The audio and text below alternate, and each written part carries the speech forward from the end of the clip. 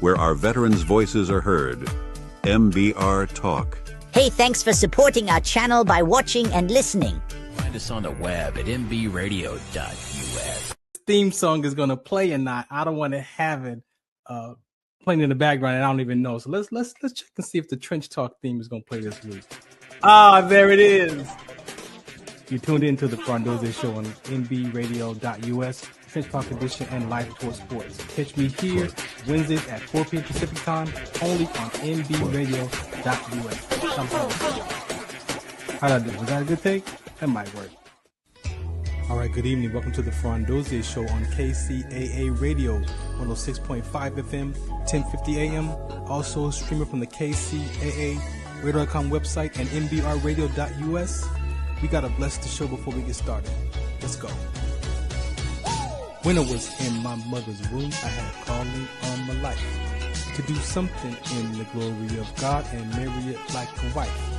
Commit myself to his word and never be led astray. And when it's all over, when he comes, I'll be glad to see that day in the morning time.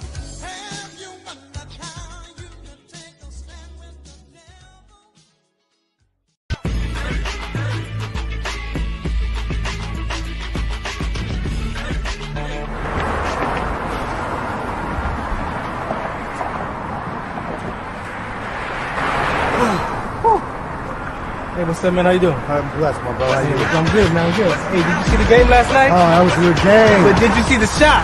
I lost money from that shot. Oh, man, that shot was cold, I man. hated it, but it was good. Damn. What's in those jeans? You really want to know? I do. Exhaustion, muscle spasms, asthmatic issues, unexpected sickle cell trait crises. Damn. Are you serious? When I was young, I found out I had sickle cell trait. My mom's told me, but I ain't have no knowledge of it. But when I got older, I had a child, and the doctor told me my daughter has sickle cell trait. Do you know the facts that both parents have sickle cell trait? There's a 50% chance the child may have the trait, and 25% chance the child may have the disease. Hey, that's what's the count. Do you know that 2.5 million people in the United States have sickle cell trait, 300 million people globally? I didn't find out I had sickle cell trait until I was in the Army, 10 years. Next thing you know, I had a sickle cell trait exertion site. Sickle cell? I thought that was a black gene or something. Nah, man, the Latin community is number 2. 1 out of 36,000 babies are being born with sickle cell disease. You could be Caucasian, Mediterranean, European. You gotta know your bloodline, man. There is an inherited gene in our community that has been forgotten. The name is sickle cell trait. WDCONSCT, also known as What's the Count, is out to bring awareness, education, and prevention to people all over the globe. Want more information? Call us now at 323-215-5384 or visit www.wdconsct.org.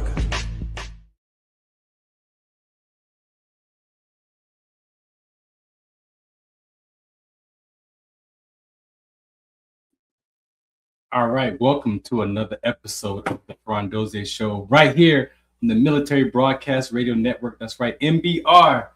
We're back. Happy, well, I guess, I don't want to say Happy New Year. No, I don't want to say Happy New Year. I want to say be encouraged. You know, a lot of times we say things, I find myself saying things to be sincere because that's what everybody else says. I don't want to be like everybody else. So I'm saying in 2026, be encouraged. There are so many conversations in the world today, so many things that we care about. Find what you love, find out what fulfills you, and go and be and do that. I believe that once we discover those things, life just starts to shift and open up for us. Today on the Farron Dozier Show, the Trench Talk WDC radio episodes, one of my most important conversations that you heard the PSA about sickle cell trait, sickle cell. I'm a patient advocate for that. I experienced what they call exertional sickling with rhabdomyolysis in the military. And that's how I find myself in front of you, becoming an advocate and sharing information about that. So important that the NCAA made it mandatory for all student athletes to have a sickle cell trait test done or sign a waiver, because for some odd reason, athletes have collapsed and died playing sports in college, high school, as well as military. And so that is my experience. So the other part of my conversation is the rhabdomyolysis, which is a skeletal muscular disorder. Anybody can experience rhabdo. So I've interviewed, short Asian women to big muscle-bound men who have experienced some type of rhabdomyolysis, right? And that's when the myoglobin in the muscles break down into the bloodstream, leaks into the bloodstream and hits the kidneys with the proteins and the negative potassium and all the things that lay dormant in the muscles. And some people experience renal failure, and in worst cases, as we've seen, cardiac arrest and things like that. So that is one of the other conversations. Mine was connected to my sickle cell trait. And so as I've been studying the last 15 years trying to figure out what happened to me, they are finally doing some research and some studying, and rhabdomyolysis seems to be the culprit in many of the cases, with statin medications, with other red blood cell conditions, or some people have muscle disorders that don't even know, are not out exercising, and it triggers that muscle disorder, and so they experience severe cases of rhabdo. So I've had guests here before, so that is one of my main topics as well. But this topic here today is important. I have a cousin with sickle cell anemia SS. I have friends with sickle beta thalassemia, sickle SC. I've lost friends with various types of sickle cell. And so this conversation is important to me because, again, for our community, there's so many different aspects of sickle cell trait and sickle cell anemia, and they both have their own separate awareness, education, and prevention conversations, but they do come together when both parents have sickle cell trait, or that one parent has the trait and the other partner has another type of red blood cell condition. So today I wanted to bring Dr. Dabney on the show today. I seen his posts on Facebook. I've seen him, we were friends obviously, but I've seen him around, and but this post struck me because it was about vitamin D, and as a sickle cell trait carrier, but as a veteran or without all the identities, I was told I had a vitamin D deficiency of sort. And so just understanding that for myself, and then, just an opportunity to bring him to the show and share why this conversation is important, even for our sickle cell community, but for other people, right? Because even though you don't have this type of sickle cell trait or sickle cell, you still may know someone, or you may need this information for yourself. And so what this does for us is it helps spread the message. And if you hear somebody giving out some bad information that you heard that the doctor, corrected, then maybe you could share that correction, right? And so you become our allies, right? You become our support system. In these conversations, you just never know who might need to hear this message from you, that you can pass this knowledge along to them. So let me bring up the doc real quick. Dr. Dabney, how you doing? I'm doing all right. Thank you for having me. Thank you for taking time out of your schedule this evening. I know you're a few hours ahead, so thank you. That's not a problem at all. I enjoy doing this. Yeah, do me a favor, introduce yourself just a little bit, and then I'm gonna bring up the next guest too as well.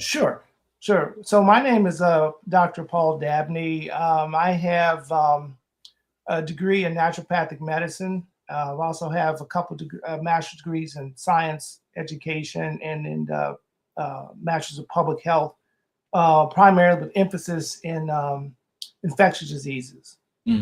So in the past, so before I went to medical school, I was a microbiologist, a research microbiologist for the Food and Drug Administration for 14 years and 2 years with the CDC.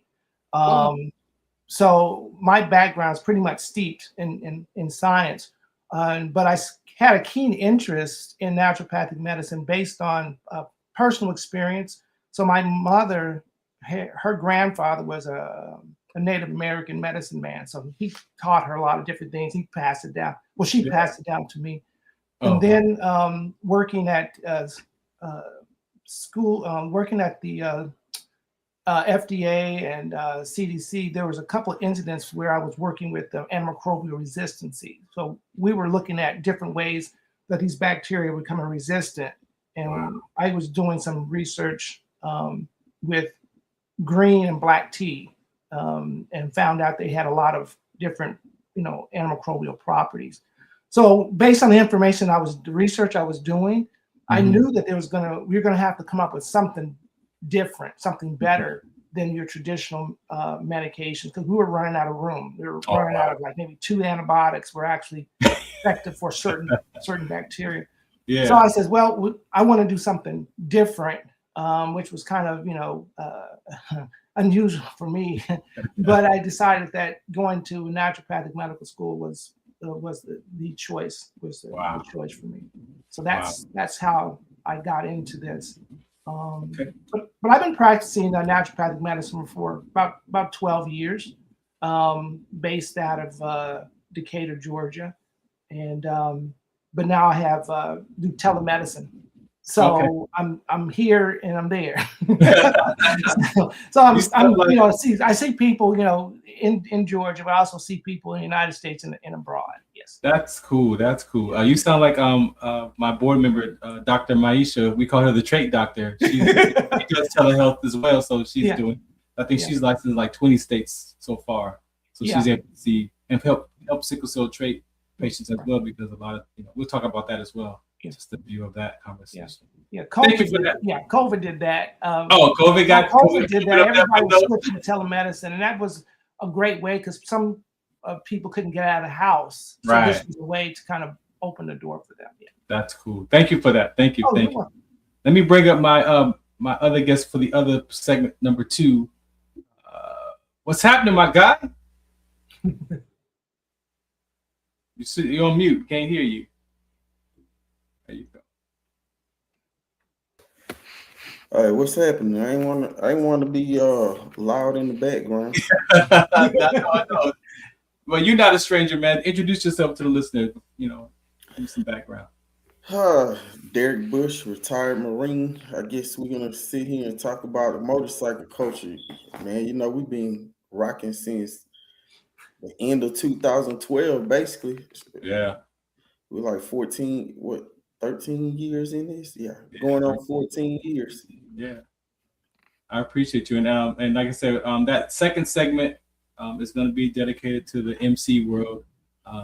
Derrick and I had some conversations. I'm a part of an MC as well, Disabled Veterans MC, and he mentioned some things that are missing.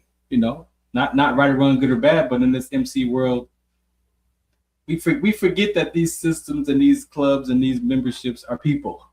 They're people first, right? And so Derrick brought up some good topics about educating people, even in the MC world, right? That maybe people are coming into this world of the motorcycle club and don't realize, again, some of the things, the culture, the topics, the way people behave. And so we're going to have a conversation after I have this discussion with Dr. Dabney. Anything you want to say before I let you go, Derrick, to the listeners? No, somebody else supposed to be coming on, but I'm ready. I'm here to listen about what you all got to talk about, and I'm just here. All right, cool, man. I appreciate you. All right, Doc, we're going to play a PSA real quick, and then I'm going to come back, and then we're going to see this on the end. This is the Farron Dozier Show on the Military Broadcast Radio Network, mbradio.us for more information. You see this QR code up here. If you want to donate to the organization, there's my finger right there, in the front, right there. If you want to donate to us, they provide the platform, all the services. They give veterans a voice. And again, if you want to say more than just thank you for this service, you can definitely contribute to the platform and support our veterans. There are way more other podcasts and talk shows here. This is a place for me, finding radio in 2009 to 2010. You ask any veteran, the most important thing that we miss is that camaraderie, right? And this is the way that I've been able to find myself to stay connected to the community, to my veteran community, but then also now my sickle cell community. So there's a lot of people that we get to stay connected to based off of these platforms, right? So it's not always just about a podcast. Sometimes we are actually, living and sharing information that's important so that we can reach our community. So this is another PSA right here on the Farron Dozier Show, the Military Broadcast Radio Network. Oh, let me check me out on KCA Radio. That's on Sunday nights at 8 p.m. AM FM, 106.5 FM, 250 AM in the Inland Empire, or just stream it at kcaradio.com. I'm there Sunday nights at 8 p.m. similar but different dynamic of the Farron Dozier Show. We just have conversations twice a week on 2 different networks. All right, check this out. Do you remember studying sickle cell in biology class? What's the Count on Sickle Cell Trait Prevention is here to bring you awareness, education, and prevention conversations around the risk factors of this inherited gene. Visit wdconsct.org. Zetovia salve, made from natural and organic ingredients, good for inflammation, poor circulation, hemorrhoids, yeast infection, lip sores, dry coughs, eye pain, minor cuts and bruises, and ready to purchase at botanicaherbalco.com. botanicaherbalco.com. botanicaherbalco.com. This is Farron from the Farron Dozier Show, 8 p.m. Pacific Time on KCAA Radio, 106.5 FM, 1050 AM. Also streaming from the KCAA Radio.com website, the station that leaves no listener behind, and MBR Radio. That's right, MBR Radio on all their streaming platforms, including MBR Radio on Roku TV, Sunday nights live, 8 p.m. Pacific Time on KCAA Radio and MBRradio.us. The Farron Dozier Show. For more information, search farrond.com. Muchos de nosotros nos vemos afectados por la enfermedad de células falciformes a diario y un número creciente simplemente no nos damos cuenta. Los impactos de esta enfermedad afectan a todas las personas y en especialmente a las personas de color y con antecedentes diversos. Estar en servicio conmigo y con los demás a medida que creamos una mayor conciencia sobre cómo identificar y dirigir el tratamiento de los rasgos de células falciformes y ayudar a las familias a saber cómo superar el trastorno de células falciformes. WDCONS.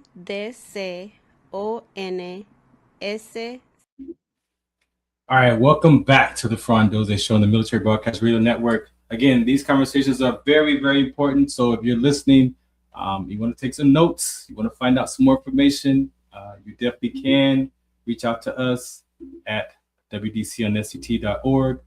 We are pretty much focused on sickle cell trait awareness, but with Dr. Maisha, we do have conversations around sickle cell, anemia, and other types of red blood cell conditions as well. So she is our trait doctor. She is helping those trait patients across the country get more information. A lot of people just aren't aware that there are some risk factors around sickle cell trait, right? We look at sickle cell disease or anemia, but we do have one copy of that gene. And what is that one copy of that gene doing to our bodies? And for some people, they may experience some type of health complications. I also want to say, if you don't know that you can know to know your sickle cell trait status, you can also find out what percentage of sickle cell trait that you carry, right? So the hemoglobin electrophoresis will also tell you what percentage of sickle cell trait that you carry.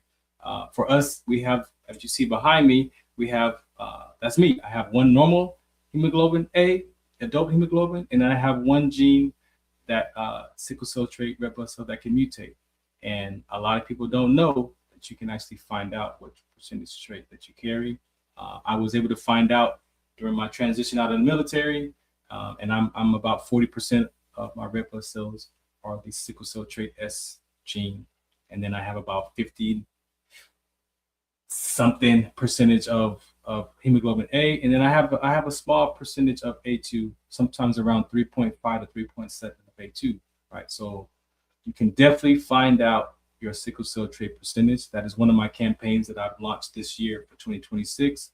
Again, because a lot of people don't know what percentage they carry. It ranges. I've seen from 25%, and I've met people who say they have up to 43% of sickle cell trait red blood cells, percentage-wise, right? So you can definitely find that out. All right, so the doctor of the hour is here, and we are just going to get right into it, Dr. Dabney. Before we talk about sickle cell trait, do me a favor. Sure. Who was Paul as a young guy? Give us some background. Yeah, well, as a young guy, I come from a pretty large family of 8. I'm number 6. But as a young kid, I was always very curious, always asking questions, probably asking too many questions. Sometimes those questions got me into trouble, but I was always asking questions. But little do I know that with me asking those questions, looking for answers, end up developing a career around asking questions, trying to get the right answers. Just don't settle just for one answer, because there's multiple answers to different questions. Yeah. But like I said, those are my characteristics, as a child, which end up developing me as an adult. Continue to ask questions. I know my sister had a T-shirt made up of why ask why, and that was always the trademark. But always looking to solve a problem. That's pretty much the bottom line. Okay. What do you want to say about moms and pops? Let's shout out parents. Oh, so my father served in he served in all the branches of the service except for the Army and the Marines. He served in the Coast Guard, the Air Force, and the Navy. And he flew for the Air Force for like 30 years as a flight engineer. And he eventually retired, and eventually he deceased. But my mom, she was the provider. Whilst he was flying around the world, she was taking care of the kids. But from her, I learned quite a bit, because, like I said, she was a granddaughter of a Native American, a Cherokee Indian, who was served as a medicine man. So he passed the information down, and eventually I was just curious about how things work. And she just said, just works. And I was like, well, how does it work? So that kind of started, the different things for me, watching her do herbal medicine and wanting to know why this happened. And we were very rarely sick, staying out in the rain, trying to get sick, never worked. But those herbal medicines and the different things I saw her do kind of made me wonder about other different things, because we were hardly ever sick. So I was wondering, well, maybe that has something to do with it. For sure. Yeah. And your siblings, why do you want to shout out to your siblings? Your siblings had, well, like I said, family of 8. My siblings were pretty close. My oldest brother was in the Navy. He was a lieutenant commander in the Navy. So he was a weapons officer. And then my other brother is a medical writer, but he does all different types of writing, but he's primarily a medical writer. My other sister, she also writes. Then my oldest sister, she's a minister, but she also took care of kids and stuff. She's really loves kids. Yeah. And then my brother's next to me. He's also into English and writing and different things like that. Ooh. Has his own business. And then my youngest brother just retired, from the court system. So that's pretty much of the siblings. We come, like I said, we're pretty close. We always keep in contact with each other. And I guess in our house, we were all good at different things. Yeah. So there was no excuse in getting tutors, because certain ones were good writing and math or whatever. My father was really into English and math. He didn't care for science. My mom cared a lot about science. So I think I inherited her gene. Thank you for that. Yeah. Thank you for sharing that. That's short people to kind of get to a sense of who you are. Yeah. I believe that, we talk about veterans, we talk about athletes, and even in society that we label one another, right? And as soon as I label you a doctor, then I'm going to listen to you and talk to you like a doctor versus as a person first, right? And I believe that sometimes those are the barriers that we have. Right. But I tell people, when I have patients, and I've got a variety of different patients that I see, and some people just say that some of the ones who have, higher degrees and stuff like that, they expect me to talk to them a certain way, or especially the ones who are in medicine, they talk to them a certain way. And I was like, I treat everybody the same. I have to speak in a certain language that everybody can understand. So I can't assume just because you went to medical school, you have higher degree, you can understand what I'm talking about. So I treat everybody the same, so I don't have to write a script for get off script for everybody. So I treat everybody the same, and I think they like that because you treat everybody the same and don't treat anybody any differently. That's just how it should be. Yeah, exactly. Yeah. Now, before we again this last piece. Come to find out, you are a veteran. This is the Military Broadcast Network, so you are definitely. Thank you for paving the way for me. I know you're a little bit older than I am, so thank you for that. Yeah, that's when had you, after all this medical knowledge, when had you joined at the military for an option? Okay, so I joined the military before I went to medical school. Okay. But it all started off with I wanted to serve, but I tried different branches of the service. I was getting older and stuff like that. I was an ROTC when I was in college.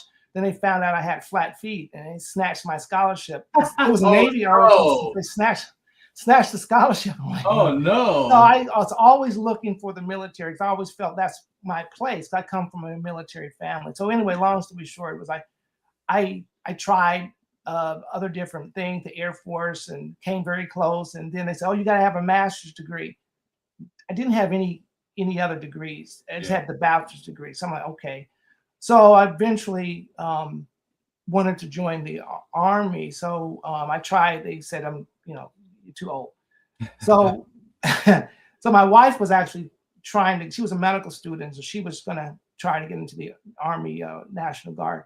So I was up there chauffeuring her around, getting her where she needed to be. And I talked to the Surgeon General, and he started talking to me and says, "Well, we're interested in what your background is." I'm like, well, I'm not here for that. I'm just here just because my wife is here. So it ended up becoming a conversation where he says, "I've been looking for someone like you." Now, this was right after 9/11. So I had worked with biological toxins at FDA. We were doing a lot of biological toxins and stuff like that. So I didn't think that I was really qualified. So he says, "Well, I can give you a waiver, but you're going to have to meet the qualification." So I met the qualification. So at 40 years old, I'm in the Army now. Going through basic training, had to go through basic training, and it was one of the best experiences, and also one of the most kind of humbling experiences. Because I'm older. I think I was older, and but it taught me a lot about myself and things I needed to do. Yeah. But that's how I ended up, in the Army. But eventually, I was selected to become. It was called civil support, but it was called the weapons of mass destruction. They don't call it that anymore. But then I got transferred to Arizona, where I went to medical school and became a preventative medical officer. So I was helping out in the lab, running the lab, and helping out with physicals. And pretty much during that time, my job had shifted because 9/11 had already started. It already was upswing full force. So we were helping people get ready to go off to the Middle East, which was kind of very difficult because some of the people you knew, some of them naturally did not come back. Right. Yeah. That's so. I want to bring you back to get more in depth of that. But what was the transition out of the service for you? What was going on? So the transition after the service. Well, the transition was kind of made for me because at that time, my wife and I had our second child, and I just basically just made the transfer from being an officer to being daddy. It was difficult because I was used to doing certain things, with the military, and now I can't do that anymore. Because I have other obligations. So the transition was difficult, but it didn't take that long, Yeah. I mean, you went to be dad. I mean, you went to midnight feedings changed that really quick. But I really kind of miss it a little bit. The times are different now, So, but I think the camaraderie, being with certain units, hanging out with certain people, were always there. So I still keep in contact with some of the people. Some Oh, of them are that's- still in. They've gone up the ranks. You know. Yeah. So Well, yeah. thank you again for sharing that. Oh, you're very much welcome, sir. Yeah. Yeah, I appreciate you. Let's get into the topic. Sure. All right, so sickle cell. What do you want to say initially about sickle cell? Well, what I want to say is from when I talk to my patients who have sickle cell or the ones who don't know much about it, I tell them in a very short way. I try not to overwhelm them with a lot of medical terminology, but what I tell them that is what is sickle cell? Sickle cell is a naturally genetic mutation, depending upon how many genes are actually affected. But what it is overall is a genetic mutation with a twist of inflammatory. It's an inflammatory disease. And people are like, well, I don't understand that. I says, if you knew what, like inflammation is basically something is irritating the system, irritating the body, causing some type of damage, the body's natural response is to create inflammation. Okay, it's the way the body, it's like setting off a flare. We're having problems, we need to fix it.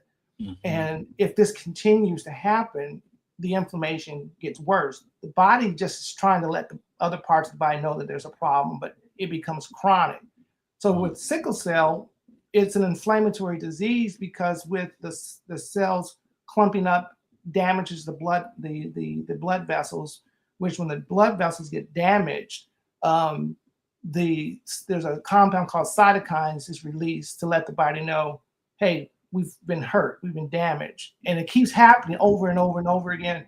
And that inflammation doesn't stay, it spreads. Mm. It spreads. So that's why it's a chronic systemic disease, not just limited to just the blood vessels. Right. Yeah.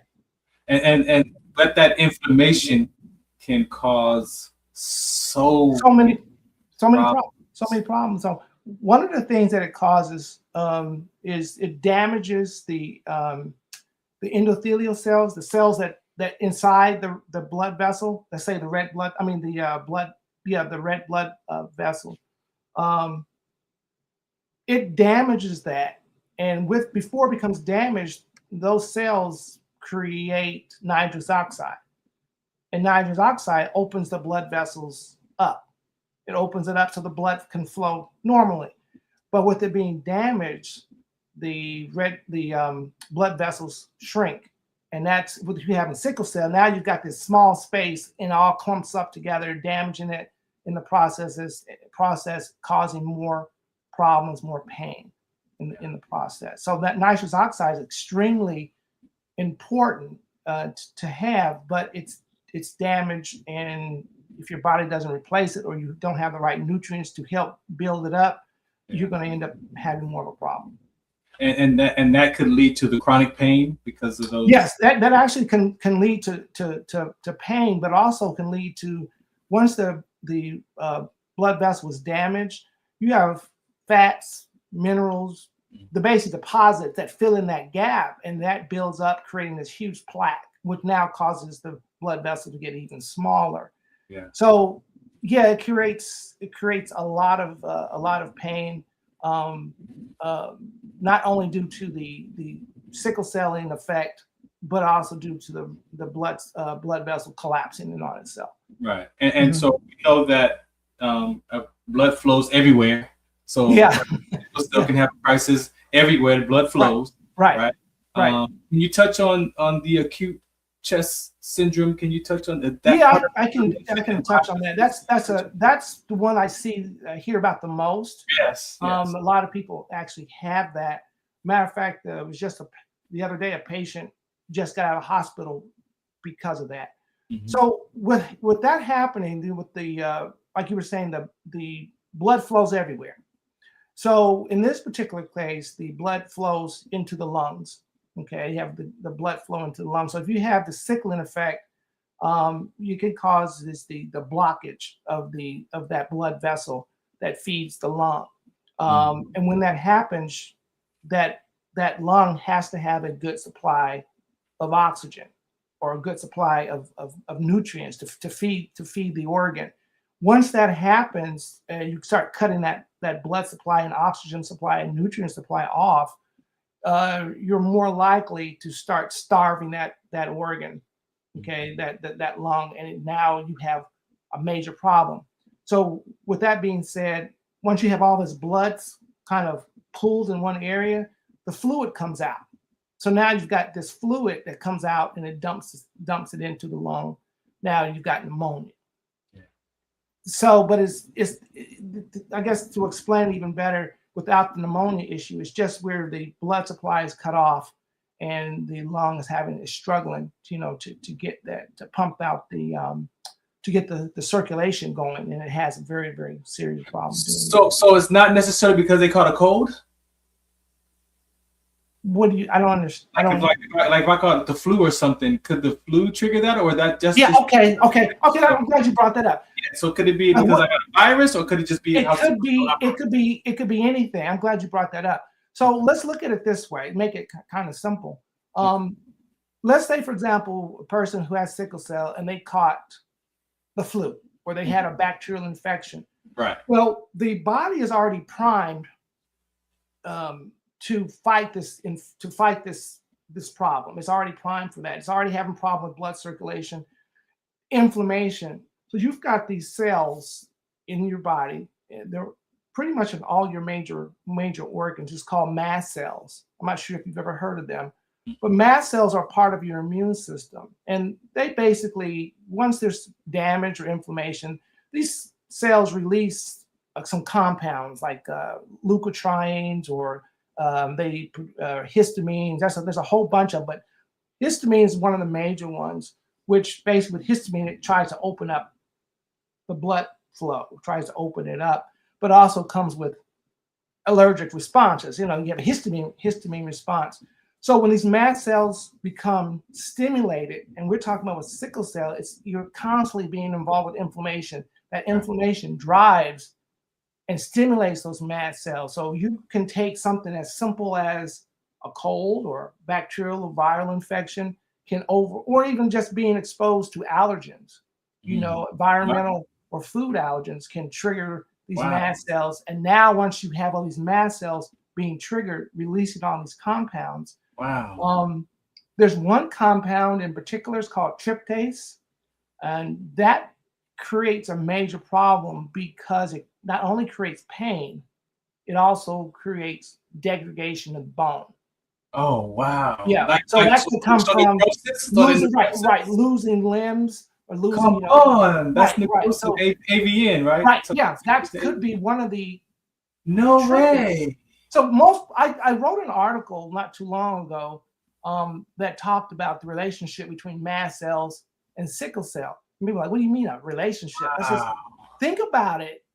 That people have sickle cell, they have all these other different characteristics. What made me think about it is getting on these forums, and I start talking to people who have sickle cell, and they kept saying, I always have these allergies, or I have these allergy responses all the time. And then people, oh, you just have an allergic, but I'm testing for it, but I'm not allergic.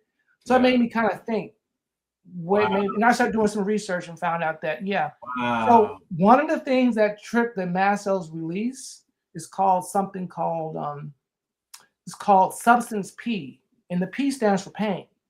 Wow. So this compound release triggers pain. And that's another thing that made me think about is sickle cell crises are crises that have pain, but maybe these crises are in pain is coming from the mast cells. Wow. Pretty interesting. So I'm glad you brought that up. I meant to. So the mast cells are white cells, is what you said. Right. They're part of the white. They're part of the white cells. They're part of the white cell group. Wow. But there's immune cells that are in a class kind of by themselves because every organ has them in it. Even different places all over the body have them. Once they get stimulated, it makes so much sense. Yeah. Once they get stimulated, it's hard to shut them down. Wow. I mean, there's different ways you can do it. One of the things that now this is going to freak you out. One of the things that triggers these mast cells, other than allergens and different things, but pain medication. So pain medication can trigger the... Yeah, right. So guess what? Sickle cell patients have a lot of pain meds, or they take an aspirin. And these things trigger these mast cells. Well, that sounds counterproductive. It is, but they don't know that. So that's why I look for other different compounds that would work in conjunction with it. Wow. I'll have to send you that article that I wrote. It's one of the compounds I can tell you that works along with the sickle cell. The sickle cell medication is resveratrol. But resveratrol works very well compatible with it, and it dampens the pain receptors. Wow. It's pretty neat. I mean, it's not neat for people who have the disease, but it's neat for someone. We gotta have some more talks. Right. Yeah, we gotta have some more talks because it's so important. And so right into why I invited you here when I saw your article about the vitamin D, right? Oh yeah. Most of us are dealing with some type of vitamin D issue, from what I understand. So we're talking about vitamin D. I'm gonna say this to the listeners. I had a friend who was going to UCLA, and one day she invited me to like one of her biology classes or one of the classes, right? And I'm listening, and he's talking about like when you eat this type of food, it grabs the food, it breaks the cells, break it down, it diffuses over here, and it takes this, and the cell diffuses over here, right? But what happens when that cell tries to deliver this nutrient or mineral or vitamin like to the body, and it doesn't go in, it doesn't get in there, right? It doesn't absorb, right? Right? And so I'm listening to this lecture, and I'm like, if the sickle cell community understood how important food and diet is, right, it's extremely important. Now remember, I said that's why I bring it up. It's an inflammatory disease. It goes everywhere because everywhere there's blood flow, you could potentially lose, circulation to that area. And one of the things, the article that I wrote talked about the vitamin D deficiency, saying, okay, well, you've got sickle cell, and a lot of people have sickle cell or vitamin D deficient, and they try to blame it on the melanin. That part is, I don't buy that. I mean, yeah, you can have darker skin, may be harder to absorb per se, but the thing that people don't know is vitamin D, whether you get vitamin D from the sun, vitamin D from your food, or vitamin D from your supplement, has to be activated.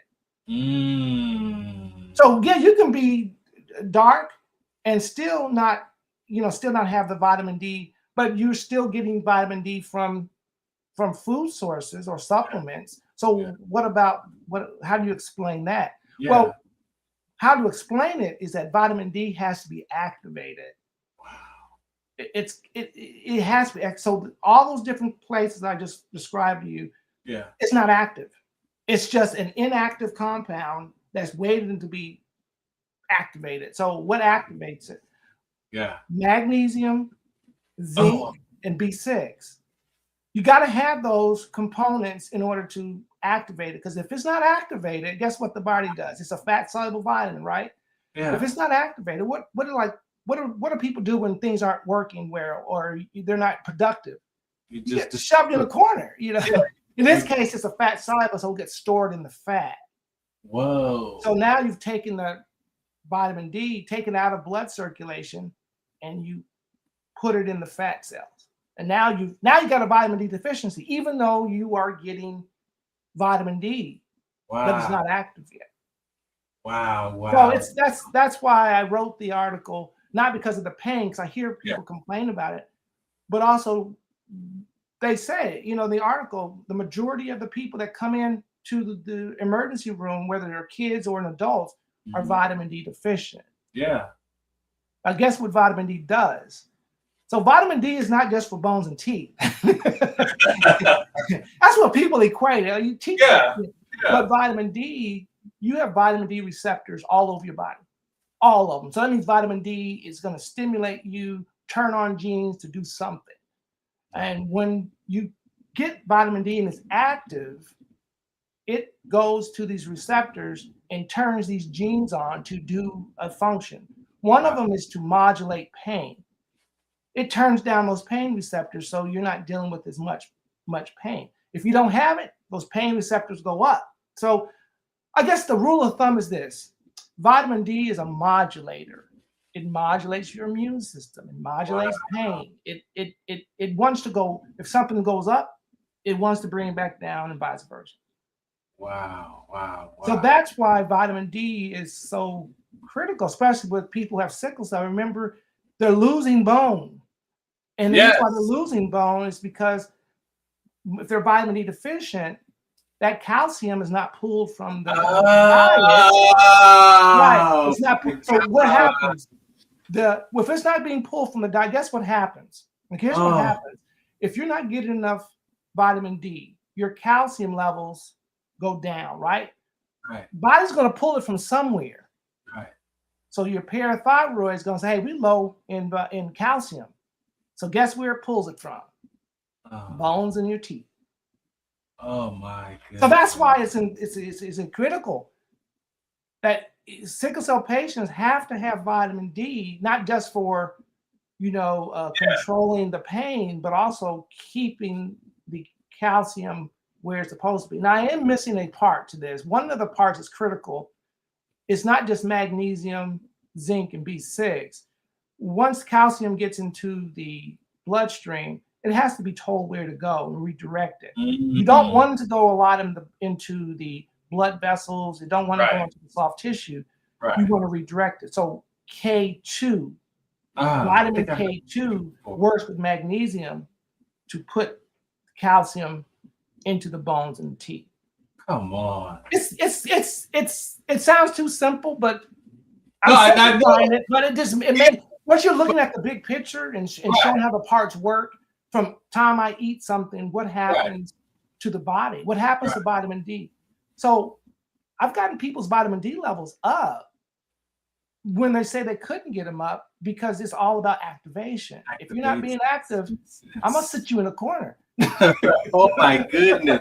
And so as a patient, with sickle cell trait, because I know I've been told that my vitamin D is low, and I know my immune system is compromised as well. With so it makes sense because of the vitamin D is not there. So if the vitamin D is not there, you're going to have a compromised immune system.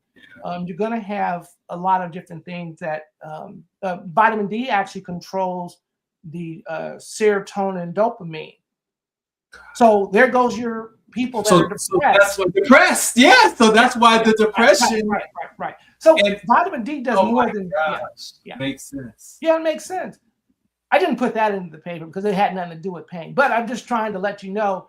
Norepinephrine, speed, energy, moving. Vitamin D does that, controls that. It stimulates those neurotransmitters to do their job. Wow. Before I let you go, we're gonna have to have another talk. So okay, sir. I hope you know you're my new friend, right? Well, we'll get your vitamin D up. Get my vitamin D up. So, sickle cell trait. Mm-hmm. Can you express why sickle cell trait is an important conversation, if at all? It's important because people mislabel it.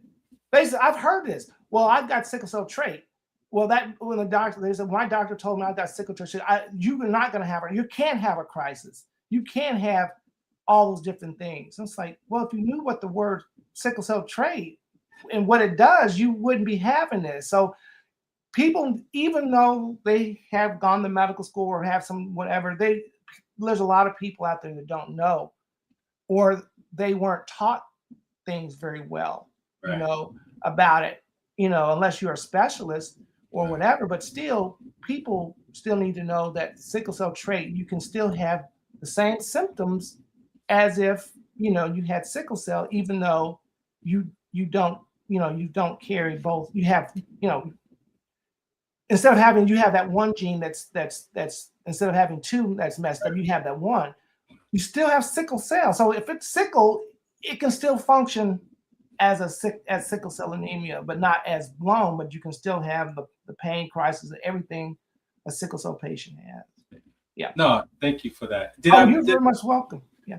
About your article, is there any specific you want to touch on about the article? I just wanted people to understand that the main thing is that the pain is naturally real, but I always tell people try to prevent these crises prior to happening, and vitamin D is one of them.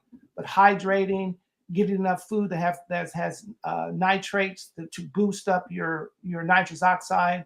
So that's the thing I wanted to tell you about the article is that please have your vitamin D levels checked so you can get the help that you actually need.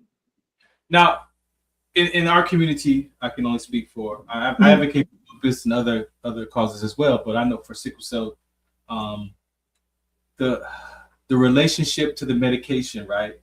And you talked about your mom and the medicine men and those conversations, where that we know that the herbs can definitely help naturally in some cases. But I believe that our community has been so focused on, if it's not a prescription from the doctor, then I can't take it, right? And it's not saying that you can't look at the herbs as I see. How do you want to talk about the natural medicine if you can? Well, first of all, when the people are actually want to do something natural, they still want to clue their doctor in, at least give them the opportunity to say, and also check to see if there's any side effects, because a lot of times people have sickle cell disease. They may have other health complications. They may have kidney disease. They may have other different things. So some diseases on top of the sickle cell the herbal medicine may not be compatible with. Right. But I try to herbal medicine is important. I use it some, but I always try to stick with the minerals and try to stick with the vitamins, because a lot of research to support it, and there's other ones to support the research with it, like quercetin and stuff like that, resveratrol, those. But I guess what I'm saying is I'm working with things that their body already has. You don't come into this world with resveratrol or quercetin, but I'm not knocking those things. I'm just saying that they do help, because I mentioned in a couple of the articles that even this conversation we're having, it does help. Yeah. But just check to see if there's any incompatibility before you jump down that rabbit hole and take this herbal medicines, even the vitamins and minerals and stuff. Yeah. Man, I appreciate your conversation today. Thank you for inviting me. I enjoyed it very much. This is something that I've always wanted to do, and I've done other podcasts, but I focus on a lot of other different things with sickle cell and just dealing with the different communities that have the disease. Yeah. Like I said, being a sickle cell trait advocate, our community lives with sickle cell NC trait, SC disease, sickle cell SD, sickle cell and OA-REP, Monroe. Like there's a lot of other red blood cell conditions, beta thalassemia, that when I became an advocate, and my mentor, God rest her soul, Phyllis Zachary Thomas, she was like, look, like she taught me how to be this advocate, to be responsible, right? And so there's so much going on in these aspects of sickle cell that people, it gets overlooked, or just the awareness is not there. And so I just want to make sure that these kind of conversations are had so they can land somewhere, so somebody who needs the information, if it's not today, they might get it tomorrow or 2 years from now. So we appreciate the things that you're doing and the people that are supporting you, because this is information. Same thing I'm trying to do, but you naturally have a bigger platform, and maybe someone else that's listening could learn something and actually could help someone else out, because this is very important, and it would cover yourself. It's not a cure naturally, but it's a preventative measure that people need to take in consideration. Well, you will definitely hear from me again. Well, I hope so. I enjoyed it. I thank you guys for at least taking the time to listen, and get off my soapbox. No, like I said, because when you think about vitamin D and the other lupus, like the other autoimmune disorders and things like that, like. Okay, so you're thinking ahead. So remember I said vitamin D is a modulator. Okay. And if you have lupus or any other autoimmune disease, vitamin D goes out the window because it's fighting to modulate and it loses if you don't support it. So vitamin D is a modulator, so that works very well for other autoimmune diseases as well. Yeah, and it has to be active. You said it has to be activated. It has to be active. You got to have with what? Now, you have to have magnesium, zinc, B6, and you also have to have K2. K2 is just to control that calcium. You don't want to have all that extra calcium running around. Yeah. But you have to activate it. You need those other different things. K2's in waiting.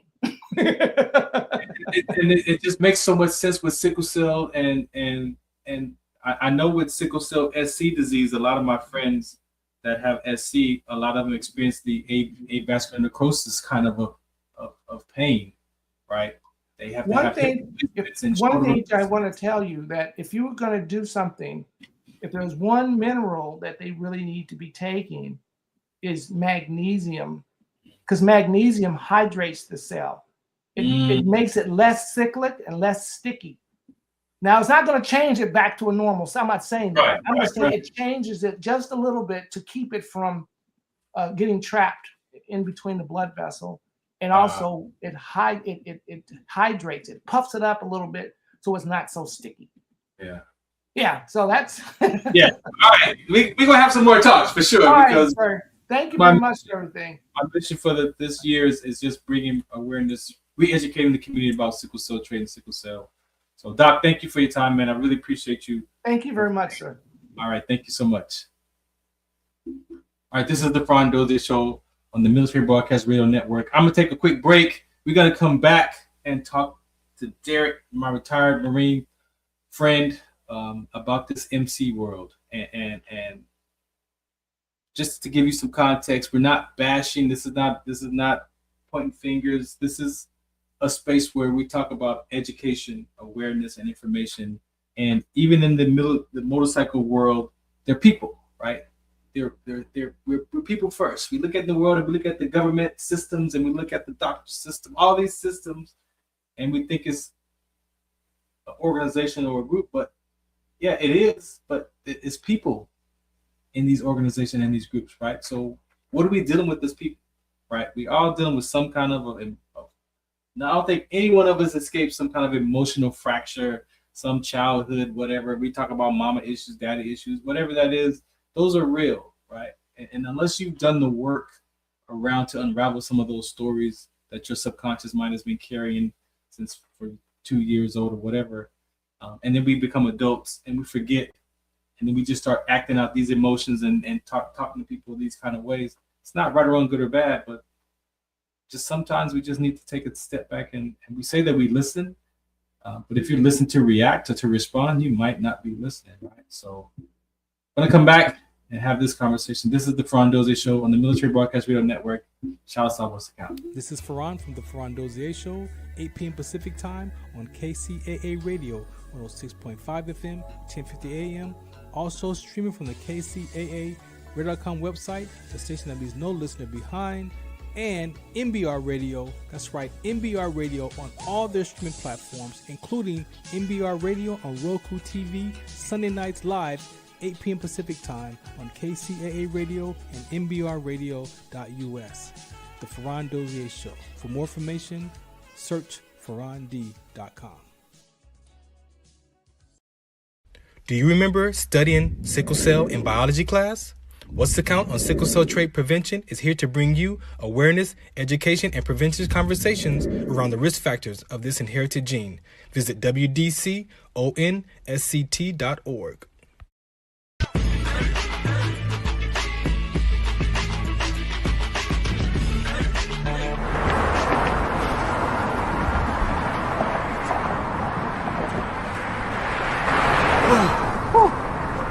Hey, what's up, man? How you doing? I'm blessed, my brother. How you doing? I'm good, man. I'm good. Hey, did you see the game last night? Oh, that was a good game. But did you see the shot? I lost money from that shot. Oh, man, that shot was cold, man. I hated it, but it was good. Damn. What's in those jeans? You really want to know? I do. Exhaustion, muscle spasms, asthmatic issues, unexpected sickle cell trait crises. Damn. Are you serious? When I was young, I found out I had sickle cell trait. My mom's told me, but I ain't have no knowledge of it. But when I got older, I had a child, and the doctor told me my daughter has sickle cell trait. Do you know the facts that both parents have sickle cell trait? There's a 50% chance the child may have the trait, and 25% chance the child may have the disease. Hey, that's what's the count. Do you know that 2.5 million people in the United States have sickle cell trait, 300 million people globally? I didn't find out I had sickle cell trait until I was in the Army 10 years. Next thing you know, I had a sickle cell trait exertion site. Sickle cell? I thought that was a black gene or something. Nah, man, the Latin community is number 2. 1 out of 36,000 babies are being born with sickle cell disease. You could be Caucasian, Mediterranean, European. You gotta know your bloodline, man. There is an inherited gene in our community that has been forgotten. The name is sickle cell trait. WDCONSCT, also known as What's the Count, is out to bring awareness, education, and prevention to people all over the globe. Want more information? Call us now at 323-215-5384 or visit www.wdconsct.org.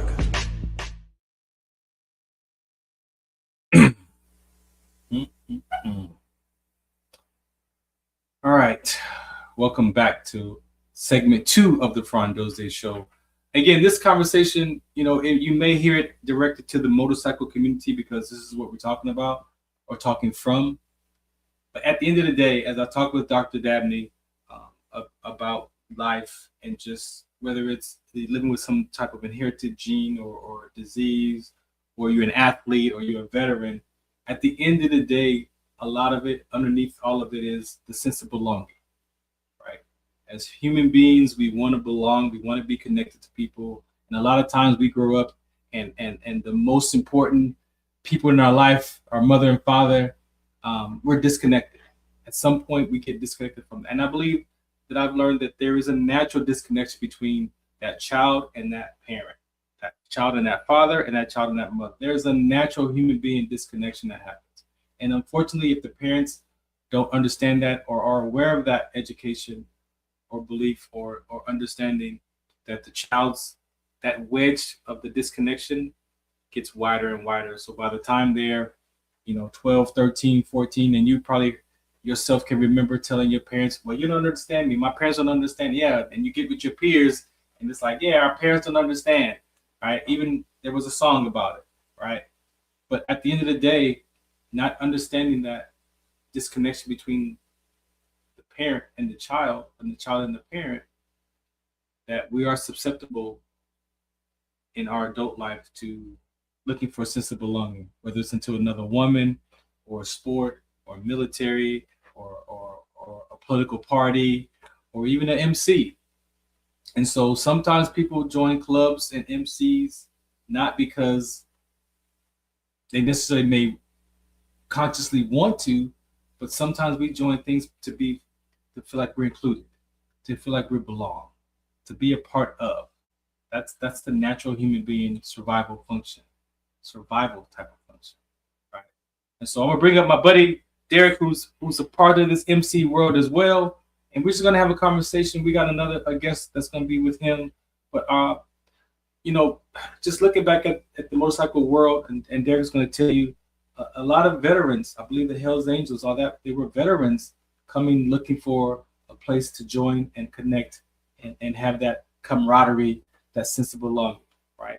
And in the world perspective or in the world view, or the world's perception, when you get a group of people together and they look a particular way, then there's what comes with that.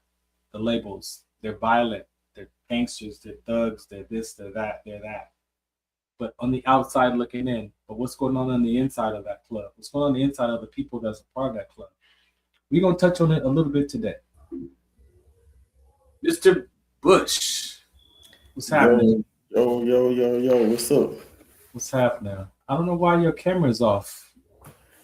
Is that me or is that you? I think it's you. Is it you? I don't know. Do me a favor. Go out and come back in real quick. How do I go out? I'm going to kick you out. How's that? Okay. Boom. Hey, this is what happens when you live, right? We are tuned in. We're live. Hey, we're live on Roku TV. We're live on TikTok, X, Facebook.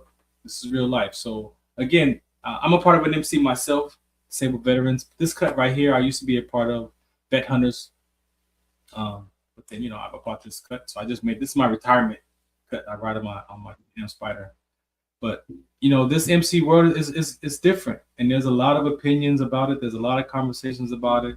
And we just want to have an educated discussion and maybe enlighten some people about this world of MC, but also, again, hear it from people. What I'm learning is I don't like people speaking for me, right? I hear a lot of people speaking for us as Black men and Black women and all these conversations. Why don't you allow people who are in that world to speak from that world and let them share their perception, let them share their truth. None of it's wrong. But we understand that the power of the sense of belonging is so important that if that's fractured, I mean, imagine elementary to middle school transition. We talked about identity crisis off the air. You know, sometimes that sense of belonging, we find that identity in sports. We find that identity in gangs. You know, we find that identity in political parties. You find that identity. You're gonna find it somewhere. And even though you know it may not be right or the right place to hang out, but at least you feel like you belong. At least you feel like you're included. And that's what human beings, that's what we need. However, there's a part of us that if we heal those areas, then that sense of belonging returns back to yourself. You get your self-love back, your self-esteem back, your self-affirmations back.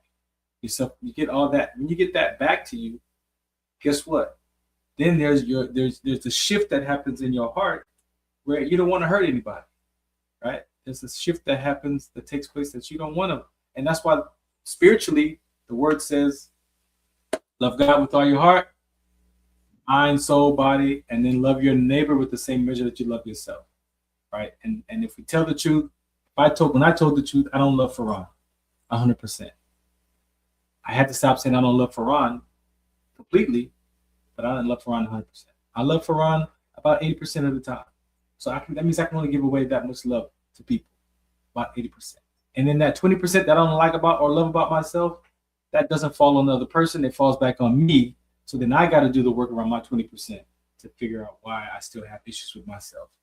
So then it's still not about the other person. It's about myself. So how you treat people is just a reflection of how you possibly grew up or how you think about yourself. All right, man, you back. Yep. All right, man. I appreciate you for hanging out today, man. Thanks for listening to the Sickle Cell conversation. You are definitely my teammate in that work. As we've done a lot of work together in the past around those conversations. You even invited me to do conversations around sickle cell, the trait, and the disease, man. So I appreciate you just for hanging in there with me. Thank you. All right, we got another one of your guests here. Let me bring the press. Hello, how you doing? Hi, can you hear me? Yes, we can. How are you? Hey, greetings. How are you? Thank you. I'm good. Thank you for hanging out today. Thank you for having me. Thank you. Why we can't see you? Oh, there okay. she go. Greetings, y'all. Hey. I want to ask you, when Derrick approached you to have this conversation with us, what was the first thing that came to your mind? Am I in trouble? I'm just teasing. No, I was honored because usually I really don't speak as much, but it was an honor for him to think about me, to invite me to be a part of the show tonight. So much accolades to him. I appreciate it. And how important just to have this discussion from your perspective as a missing topic as far as educating our MCs?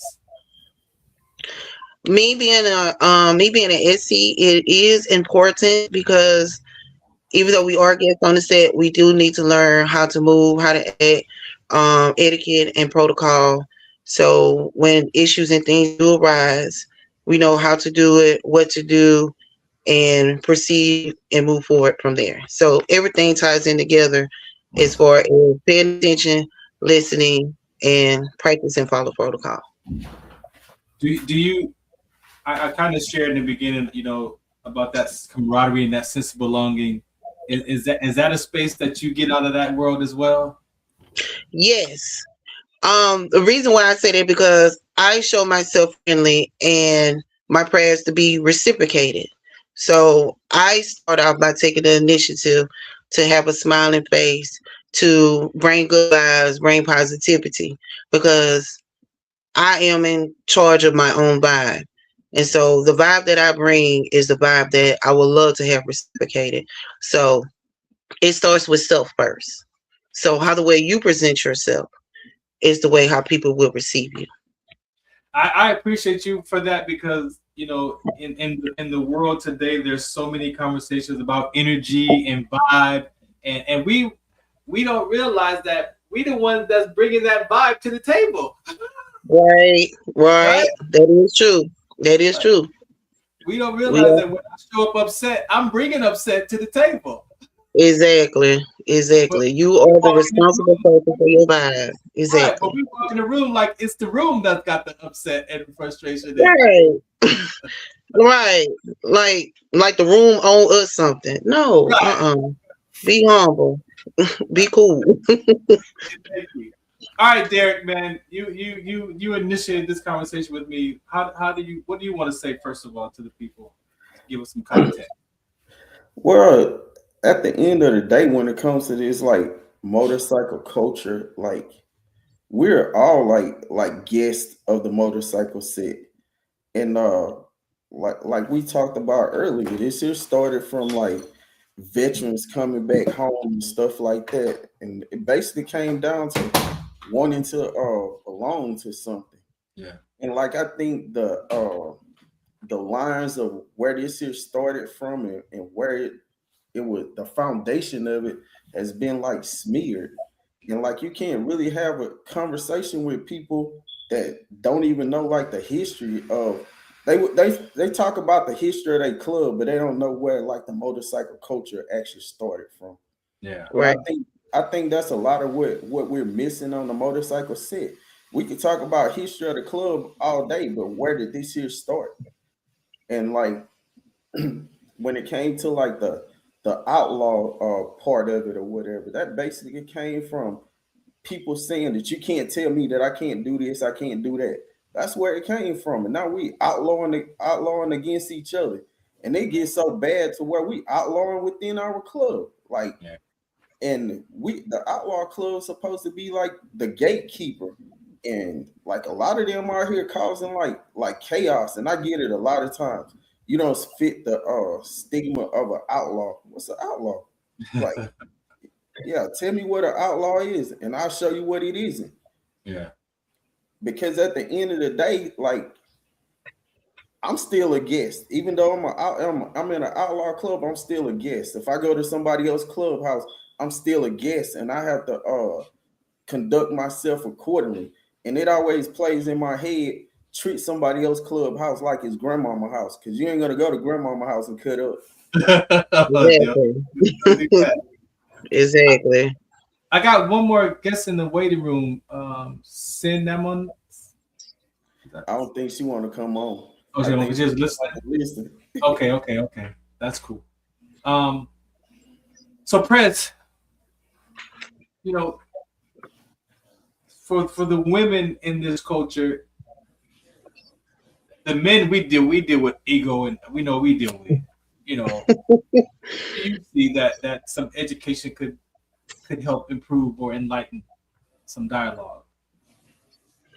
I couldn't hear you. It was breaking up towards the end. I am so sorry. What information do you want to bring that you see that's missing to the women part of this? Because we know as men we deal with a lot of ego and pride and all that. So do you see that same thing? And then what do you see could be added to that? Okay, first of all, if you don't mind, I want to introduce myself. I am PCPD-SC. I am from Mobile. My name is Prez Mufahuntis. I am the founder. So I'm going to give you just a little insight from what I see with my own two eyes. Yes, we go through the same thing on the women's side. You know, some women think, you know, we supposed to be in competition, which it don't make no sense because we're doing the exact same thing. So I don't know what we're competing for. It also draws a line of inferiorism because some people feel like because you're on this type of status, you should be exalted up here instead of being down here. So it is a awkward balance sometimes dealing with females on the set. But again, you set the tone. We set the tone as women dealing with other women in different clubs. We have to set the tone. How the way that you present yourself, that's how people will receive you. So that's why it's very imperative to, number one, always do your research and your homework wherever you go. You have to do your research. You have to do your homework. Number two, always come with a smiling face. Always come with good and positive energy because people will feel that energy. People don't even know it, but everyone has a little sense of discernment. People can tell when you're feeling good. People can tell when things are bothering you. So how the way you carry and you present yourself is going to attract the vibe that you're going to bring. You're going to attract good people when you have a good vibe. You might attract bad people when you have a bad vibe. But at the end of the day, it's up to that person, that man or that woman. I'm just talking all in general. Yeah. To present yourself in a positive way. Sometimes some people you might not receive it from the other end. That's a them problem. But you hold yourself accountable for your own action. I was always taught, and I say this every time and I listen to it. You cannot listen to what anyone says because when you do, you become mediocre. I can't be mediocre for no one. I cannot do it. So dealing with the set, I learned that this is a lifestyle for one. This is something that I enjoy doing. Number two, how the way I present myself is how the way that people is going to receive me. If I come in there with a messy and negative vibe, people are going to receive me like that. And they don't want no dealings. Some people might want to deal with me if I'm on that messy vibe and just want to have me just for a mess. I'm just being transparent. But at the end of the day, you carry what you bring.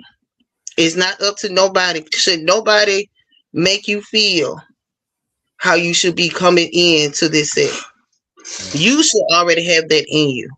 Nobody should influence you to have this type of vibe about yourself or that type of vibe about yourself. You draw the attention. You are the vibe. So yeah, I see it on the women's side because some women feel like, oh, because you're a beacon of light, they don't like that.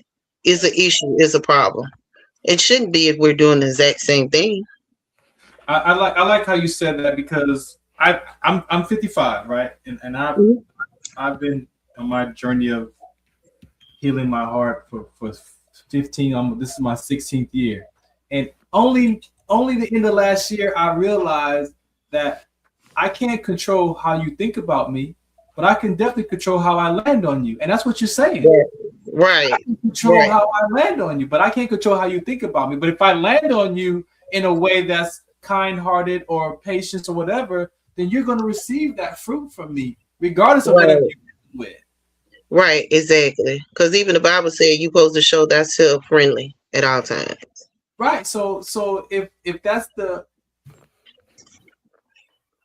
could the perception of how we view ourselves, the way we think that the world views us, cause me to show up with an attitude?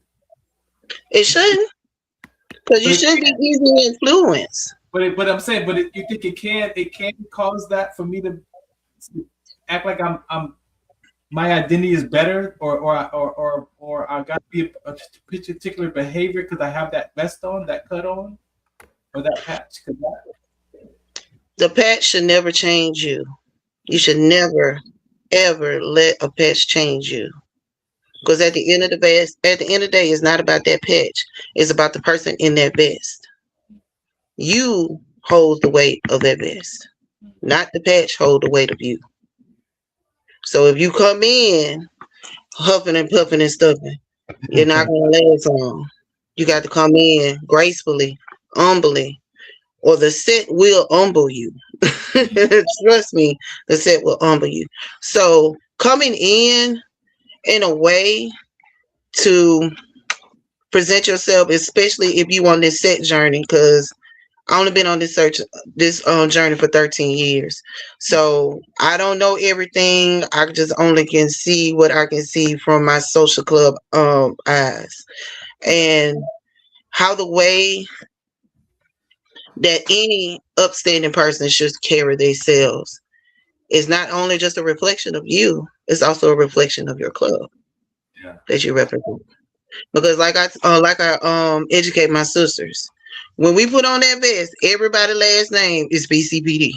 At the end of the day, everybody, my name is Mother Hunter's PCPD. This is sister such and such PCPD. Because like, even in my personal life, my daddy taught me, may you rest in peace. My daddy taught me, when you step out this house, you represent my name. Same way. It's the same traditions. I'm old school. I'm traditional. You can tell I was raised by my great aunties, my uncles, and my aunts, and all that stuff. So I still have the old school traditional, and I kind of mix it in with a little flavor. So that's why I carry myself a little different. Shout out to us 80s babies. So it's like how we raise. You know what I'm saying? It's the same way. Respect will take you as far as your frequent flyer miles can take you, baby. It will take you unlimited, beyond wherever you want to go. Just respect. Protocol, I learned protocol. The number one thing of protocol is learning respect. That's all it is. If you can master respect, you can master a whole lot of things in life. That's all you get. Respect. It will take you so far. You say respect, right? So I'm a patient advocate for mental toughness, for veteran suicide, youth suicide, emotional intelligence. We teach that to elementary, middle school students, parents, right? And so as I'm hearing you share and your choice of words in your dialogue, it's like, yeah, you're right, because if I don't have self-respect, how can I give it? Or what measure of self-respect do I have for myself? Because I can only give that measure to you. So if I only respect myself 50% of the time, who knows what part you're gonna get at any given time? Right. So to me, that personal person, I teach this with athletes. How can I give myself away to the team when I'm also dealing with my own issues at the same time? Right. So we have people that come to the club, all walks of life, but all kind of history and upbringing and background. But most of all, I want to join because I want to belong. But then I'm also bringing my baggage. I'm also bringing my fractures and the good parts too, not just the bad parts. But I'm bringing all of that, and it can come up at any time. So I appreciate you, for how you're languaging that. Much love. Well, I got a question for you, Press, because you said something that triggered something in me, because I've been out here for 28 years. I was told that, I know you said it was a lifestyle. I remember when I first came on the motorcycle, OG said you have to treat this like your life, not your lifestyle, because they said styles and fads change, but you live your life a certain way. Do you agree with that or not? Yes and no. And this is why. Yes, I agree with that because of the status that I have, because I'm a founder. At the end of the day, I'm a founder in praise. I'm gonna go hard, regardless of the fact.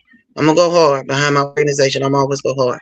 No, is because at the end of the day, I love my organization. I love the state, but they ain't gonna be able to help me pay Alabama Power. They're not gonna be able to help me to pay my water bill and stuff. So I still gotta have my life in order for me to make sure that my lifestyle is, is taken care of. So I have to separate my personal from my lifestyle, because if it is me, this is me. I can only speak for my hunters. If it intertwines, it'll throw my loop off. So I have to make sure I differentiate what is important to me in my lifestyle and what is important to me to my life. A lot of people have a problem with balance. It takes time. It takes time. And I respect everyone that says that, this lifestyle is a part of their life. Guilty of it. It is a part of my life. It is. But I don't let it supersede my personal, because if it supersedes my personal, I won't be in my house. I won't be able to pay bills. I won't be able to do this and do that. We have to find that balance. Yes, we understand when duty calls, we have to do what we have to do because of our position, not our title, but our position. Because a position, that's who you are. That basically tell you who you are.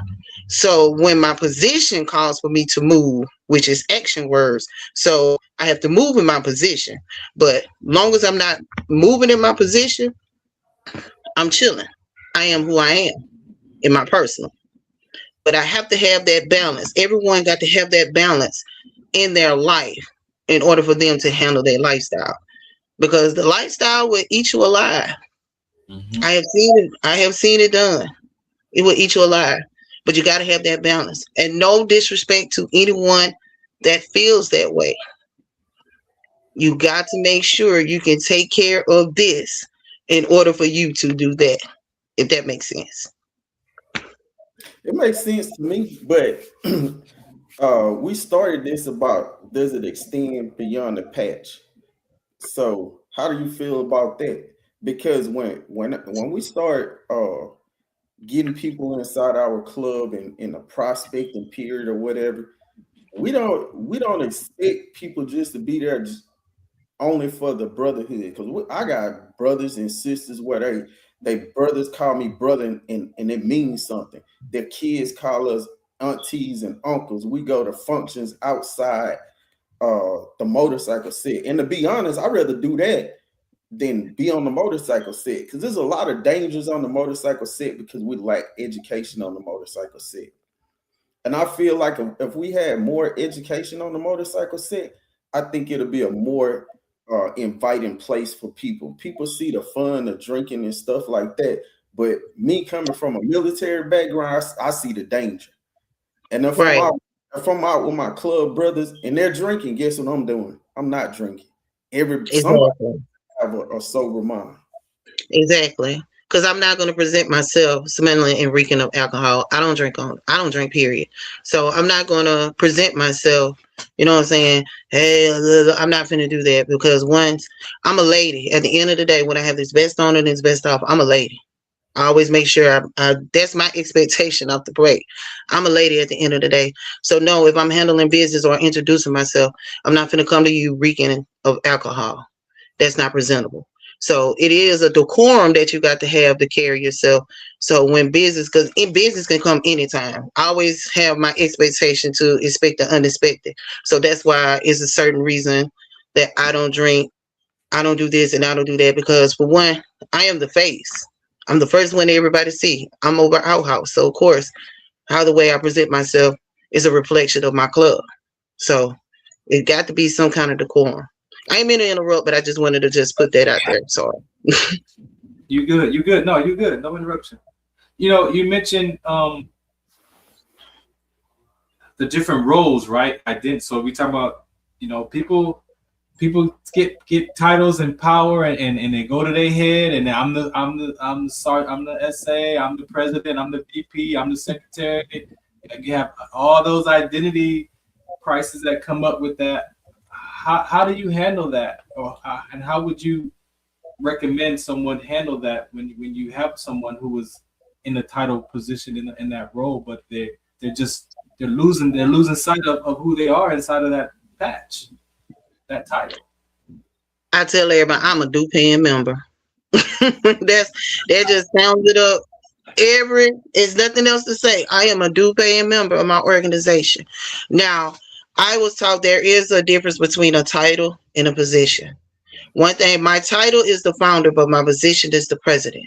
So I don't let my title outweigh my position. I don't let my position outweigh my title. I don't care about my title or my position. At the end of the day, I'm a due paying member. That's who I am. That's who I really am. I'm a due paying member to my organization. I don't care about being prayers Muppahonnas. I don't care about being this and this and this, because titles is not gonna last forever. It's not gonna last forever. Yes, I have honorable mentions because of who I am, but at the end of the day, I tell anybody, who are you? A due paying member. I'm Muppahonnas. I am a due paying member of my organization. It sums up everything like that. I like how you say that, because when I introduce myself, I just introduce myself as D-Rock and I leave it like that.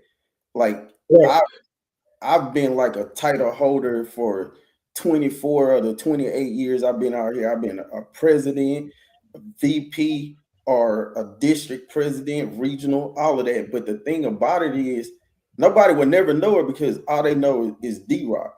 And I feel like that is more important than a title, because like you said, exactly. It can change next week. The club may be like, I want to move in a different direction and you ain't it. Okay, I'm still D-Rock. At the end of the day, I'm still a due paying member. At the end of the day. You know, Derrick, you mentioned, you know, and some of the prospects that come in and they've questioned you with your title and your motivation behind your title and how you show up. But yet you show up different. Like, you don't talk down to folks. You don't address people less than, right? And so what do you want to speak to that part about this conversation about education? So this is what I learned, because my OG partner was chosen few for 20 years. When I first came on the set, I was his understudy. They used to call me Lil Worm. When I first came out, I was so bad. Like, he was like, you can't even carry my name. All they say is Worm. I had to change my name. That's how I became D-Rock, because I was a terror. I'm probably one of the longest prospects in Deuce's history. It's probably like 60, 90 days, maybe 120. It took me 9 months to get my rags for Deuces. But when I had somebody like sit me down and like actual like me, like see what it was about, like it changed my whole outlook on what the set was. And then when I learned, what I feel like what took me so long was I didn't like nobody telling me what to do. So I adapted that to me as far as like prospects. I'm not going to do nothing to you that I didn't like that was done to me. Even though it was done to me, somebody has to change the norm. Because at the end of the day, you can't treat somebody like trash, and then when they get their rags, hey, brother this, brother that. You know what leaves a lasting impression? Oh, this mug had me washing his bike or picking up trash. He'll tell me, he'll be standing right by the trash can and tell me to go drop his plate in there, and he right next to the trash can. And it's crazy. I was in New Orleans last weekend, and I met two guys that was prospecting when I was in North Carolina. Man, them guys ran up to me, D-Rock, what's up? I said, nothing much, man. I said, who are you? Like, oh, I'm Lift and this Smith boy. I said, oh, man. He was like, oh, this is my lady here and this my property over here.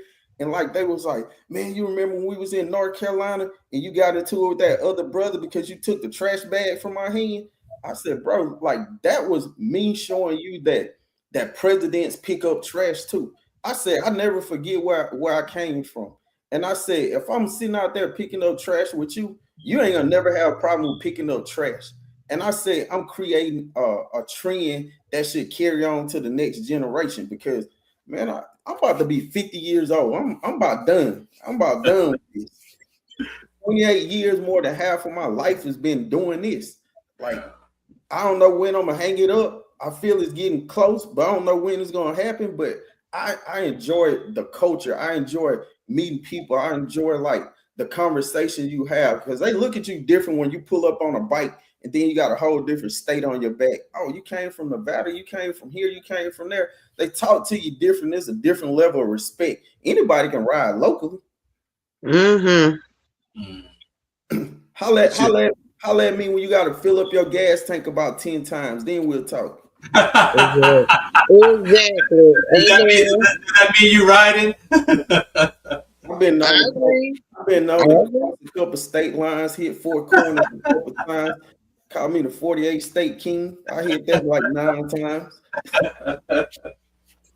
Before we get out of here, Prez, what do you want to say to a young woman, young lady who sees you ride by and like, you know what, I want to be a part of that. Like I want to, like, what do you want to say to that young woman? Always do your research. Always do your research. Find out about us. Learn about us. Hang around with us. Always do your research. You always want to make sure you know what you're getting into. Before I even go on a job interview, I go to their website and I want to know who they are. I want their background. I want to know how the CEO started, where they started from, how many employees they have, why did they start this company. So when they interview me, I will be more comfortable and confident in telling them what I learned by doing my research. I do my future sisters the same way. If you want to be a butterfly, you have to do your research. You got to understand why we wear these colors, why we have the butterfly, why we do community service every month. You need to know those things before you come talk to me or anybody in PCP, respectfully. So it's respectfully, I always make sure, please do your research. And once you do your research and you come back to me and tell me what you learned about, okay, come hang with us. Let me show you some more stuff. Let me show you how we do this. Let me show you how we active in the community. Let me show you why we travel here and go to these places. Because you took the time, because time is valuable. But for someone to take time to learn about who you are, that's the person that you want on your team. Hey, Ron, before you log off, they brought someone else is in there. Caramel. She wanna. Okay, yeah. Okay, I got it right here. All right, you're on the deck. You can come off mute. Don't be shy. I'm not shy. I apologize. I was. Greetings and salutations, beautiful people. How y'all doing? What's happening? How you doing? Hey, move. I'm talking. So my name is Carmel. I am the president of Iconics Motorcycle Club here in Baltimore, Maryland. Baltimore. Yeah, what's going on? I look crazy right now. I was actually over here trying to teach my son phonics. And I was listening at the same time, trying to make sure that I just held on to my ear was just holding on to everything that y'all was saying. So I apologize not being on video because I look like crazy right now. Your voice is good. Your voice is good. Yeah. You've heard the discussion. What do you want to say to the people in a space of some knowledge and understanding, even some comprehension and some self-revelation, so that they can apply these topics to their own life and find some peace? What do you want to say to that? I definitely want to piggy off the founder of the PCPD SC. Even though I am excuse me, I'm on the phone. Goodbye. Sorry. Even though I am I do have a motorcycle club, I definitely want to say definitely do your own research. Definitely do your own research, because I could tell you coming on a set and you being brand new, I could tell you that the sky's blue, but it's really sitting around being black. I could tell you that the men is this and they really that. Oh, the women out here, oh, they so nice and they friendly, and you get on a set and they so mean and nasty. How a social club supposed to be? How you call yourself a social club and you're not even social? You know what I'm saying? So you have to do your own research about the set as a whole and know your history, because if you don't, if you know your history, you know which direction you want to go in and which you want to do. Right. So as a female being on a set and trying to be a pioneer with leading the set into better days. Because back then, I'm gonna be honest with you, back then it used to be fun. I don't know what to call it now, because now you bickering and arguing and over a lot of things, and it be the simplest things.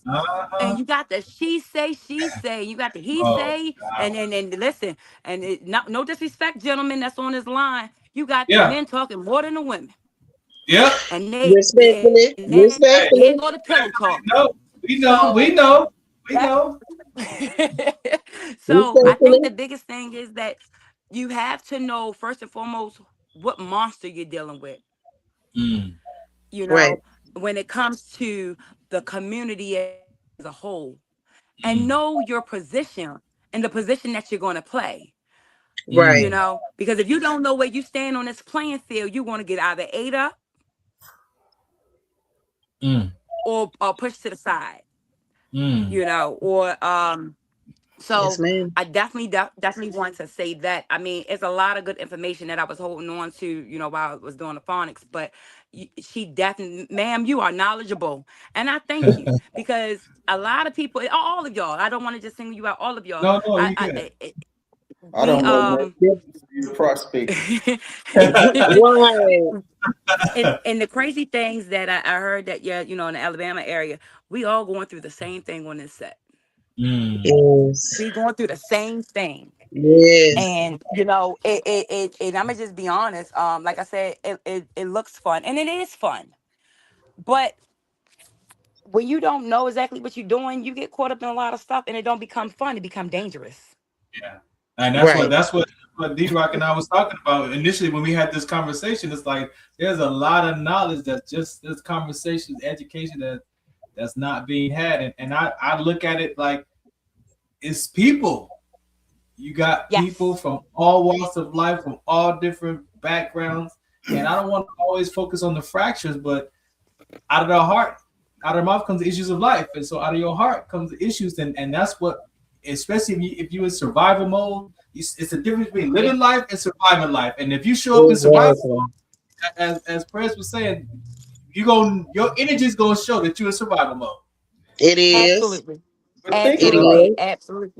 And we barely hanging on. A lot of us is barely hanging on, especially the old heads, because the young ones coming in just doing everything, and we like, Lord Jesus, And then and the problem is, I'm just be honest. Another problem that I see is that the young ones don't want to learn anymore. We're trying to kick and I mean, not only are that they don't want to learn, but us older ones, or us veterans, are sometimes like, no, well, I don't even want to teach it, because they ain't gonna listen anyway. So you get tired. I mean, you used to hear our mamas and daddies and grandmas say, man, I'm tired of being sick and tired. It is what it is.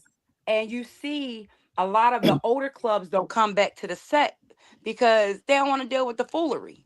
And if you don't know protocol, you ain't gonna respect what's being said, especially. Only time they respect it is when it's coming from them OMs, the 1%ers, and the ones, the head busters. That's the only times when you respect. But when you got somebody that's knowledgeable, even I don't have to be an OM, I don't have to be a male to be knowledgeable, to tell you what the right and wrong is, and they don't want to hear it. But and then they become disrespectful. But people don't understand. Outlaws don't want to be outlaws. Yeah. Me personally, I have ran into some outlaws that had 9 to 5s, had banker hours, had ran into some outlaws that want to be the outlaws, and guess what? They working with the boys in blue. Stop playing with me. Like, come on now, But it's a different story when you put that when you put that good old, that good crispy leather on. It's a different story, It's just like it's just like. You know how you wasn't nothing when you was in high school, but as soon as you put on that good cape, you Superman. And that's what people think it is. It's a cape. Like when you put it on, they take on a whole different identity or whatever. And I treat people the same way in and out of that cut. Cause like you said, they have a 9 to 5. That person you disrespected or overlooked at the motorcycle set, maybe that man is working at that banking. or maybe at the Mm-hmm. DMV trying to get to the head of the line, and he remember that. But people put on that vest and they just lose their mind. Like, Absolutely. who are you? Absolutely. I want to piggyback on something, if y'all don't mind, what my good sister said about the young ones that don't want to learn. It's a scripture from Romans 12:2. It says, "Be not conformed to this word, but be transformed." It starts with their mind first. If they really want change, if they really want to learn, it starts with their mind first. They got to have the transformation. They want the change. If they want the change, they will be a part of the change. I can't make a horse drink water. Right. I can't make them drink water. They gonna want the thirst for it. And so I take an approach a little different because I'm very unorthodox. Excuse me, I'm very unorthodox. I get to their level of how they learn. I'm an educator, so I get to their level of learning, like what attracts them to learn about the set. Okay, they might can say some relatable things. Okay, they can relate to that. Then ease that protocol up in there, and that's how I grab them. Okay, so all right, so I know you like to do this, but what we have on our uniform, as I tell them, is a certain way how we move and groove on the set. Being loud and being unpresentable, when you have on that uniform, you have to be a lady. You have to act a certain way.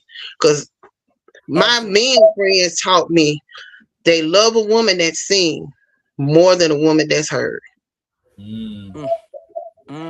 That's deep. Wow. That was a good one right I'm there. I'm gonna say this to you. A lot of people won't even catch what you just said. Oh It's my gonna go over Lord. their head. It's gonna go Wake over their up, head. everybody. Wake You up. better come on, wake up, everybody. Like, No more sleeping in bed. Come on now. right. Hey, For that real. part. Right. Cause like I know it's some younger generations that want to be on the set. They see us having a good time, rocking our vests respectfully and doing different things. And they're like, okay, I want to be a part of that and all this stuff. Okay, do your research. And once you do your research, I'm going to actually educate you how to move. But you must have that initiative to be open and receptive of change. If you can be open and receptive, you can be able to learn protocol. Some people ain't fit for it because some people feel like, oh, I'm above this, I'm above that. That I'm telling you, the set will humble you if you come in with that mentality. We just had a guy in our club that they was going back and forth with because he had a fear. He didn't have a fear of riding on the freeway. He had a fear of riding a certain mile per hour on the freeway. He was like, I'm not driving over 70 miles per hour. I'm not getting in traffic. And they kept getting on him because like you an outlaw, bro. How can you tell me you ain't gonna drive more than 75 or 70 miles per hour on the freeway? I said, man, let's go for a ride. The SA sent them outside. I said, man, go back inside. I need to do something right quick. So before he came outside, I took a piece of tape and I covered his speed odometer. I said, all I need you to do is keep up. Because I just wanted to prove to him that he will ride more than 75 miles per hour. We went on the freeway. We was doing about 80, 85. He never looked down at his speed odometer because he understood the task was to keep up. So he never looked down. He was focused on me. And then when we got back, I said, man, we hit 85. One time we hit close to 90. He was like, man, get out of here. I said, you got to focus on other stuff than looking down at the speed odometer. Because I said, that's an accident in itself. I like what you said. You got to keep focusing, looking up instead of looking down. How you going to know where you're going? You're looking down. You might bump into something. So keep looking forward, keep looking up. I just want to point that out. I liked that. So I might have to borrow that for a second. So I'm going to have to put that in my little hecky set. I'm going to have to borrow that. I'm learning from y'all too. I'm a guest. I'm learning from everybody. No, I appreciate everyone for tonight's episode. We just wanted to just kind of crack the conversation open. I told Derrick that as much as he want to dedicate to have this talk, if it's once a month, I will create the space so that we can maybe drill down on some more specific kind of conversation. I don't. One thing that I've heard you all say is the rights and wrongs, right? And just because you have the right to say something don't mean it's right. Like I love how you bring the scripture into it, because that's where I'm at today in life, right? And I stand on those foundation principles. And Amen.